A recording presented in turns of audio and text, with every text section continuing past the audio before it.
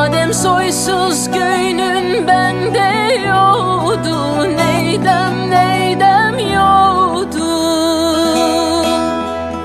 Niye doğru yoldan şaşırdın beni? Dağlar kışımış, yolcum üşümüş, perişanım ben. Niye doğru yoldan şaşırdın beni? Dağlar haramı, açma yaramı, perişanım ben.